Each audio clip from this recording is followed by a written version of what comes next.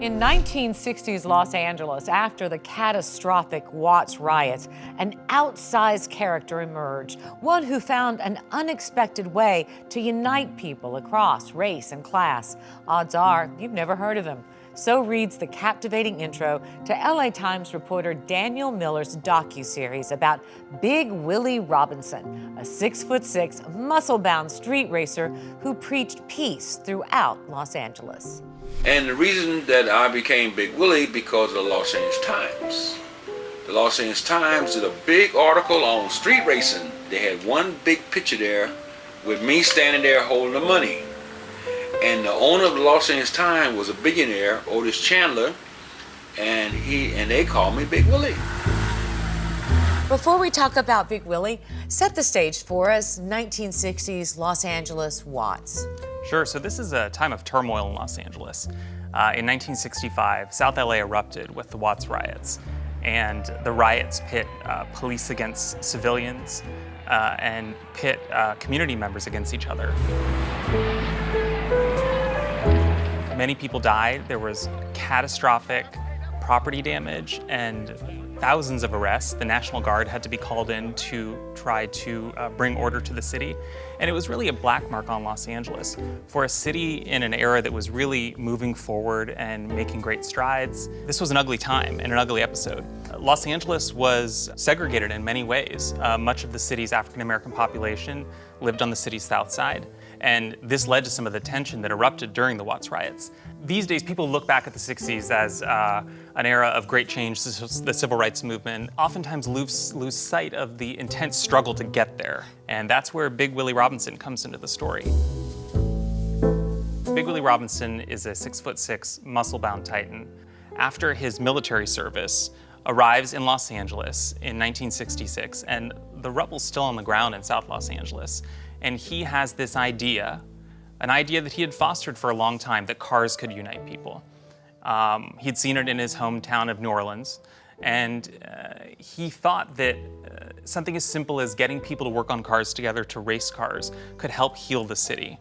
And he started to do it, not really in an organized fashion, but he quickly gained a following. I mean, like we said, he really is larger than life, and people got in line. And he was uniting gangs, right? Tell us who he touched. That's right. So Big Willie and his mission really touched this incredible swath of Los Angeles. So he was a guy who could bring together Crips and Bloods and get them to set aside their differences and race cars. Millionaires, movie stars, with guys who were fresh out of jail. You never really knew who you might see when he was staging his races. The races, the cops came in incognito looking like they were street racers too. Yeah. So they walk up to the white racers and say, hey, aren't you scared being down here? The Watts riots was just a year ago, and now you're in Watts after midnight, and aren't you afraid? And they said no, because it's all about racing. From Steve McQueen to the mayor of Los Angeles. That's right. So one of his biggest benefactors was Mayor Tom Bradley, the 5-term mayor, LA's first and only African-American mayor. Tom Bradley was a huge benefactor of Willie's, and you could see Bradley out at Willie's racetrack. It helps build brotherhood. They are built upon the theme of brotherhood through street racing. He was trying to stop illegal street racing too. He was trying to unite everyone around this car culture. But he didn't want them getting in trouble doing illegal street racing, so he founded a racetrack. Tell us about the, what was it called, Brotherhood Raceway? That's right, Brotherhood Raceway Park. Tell us about that. So Brotherhood Raceway Park, it sounds like a place you'd have to invent because it's just such a wild idea. On a stretch of city-owned land in the Port of Los Angeles, he opened a raceway with the help of Mayor Tom Bradley and other benefactors. We are in history now. See, at our track on Terminal Island, we did something that have never been done before. We used racing to stop killings. It was a drag strip where basically everyone was invited. That meant Crips and Bloods, that meant people like Otis Chandler, the publisher of the LA Times, and some of the movie stars that were in Willie's orbit. And they would all come together to race cars, and it really was a place where people's differences melted away. As part of our reporting project, I interviewed several people in law enforcement, past and present, and nearly everyone said that it was tangible. Crime went down when the track was open. Why isn't he a household name? Well, it's true. Big Willie did sort of fade into obscurity. I think part of it is just that a lot of the story took place quite some time ago. And, in some ways, Big Willie was great at grabbing the spotlight, but it was almost always in support of his mission.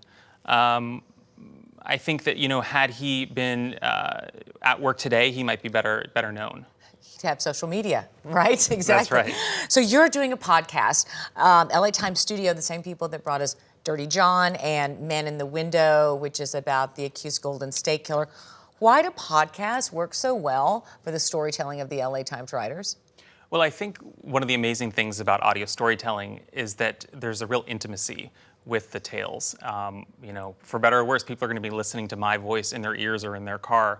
But it's not just about the host, it's really about the characters and the world that we can create. So when you listen to this podcast, you're going to hear some great funk music, you're going to hear disco, you're going to hear rock and roll from the 60s and 70s.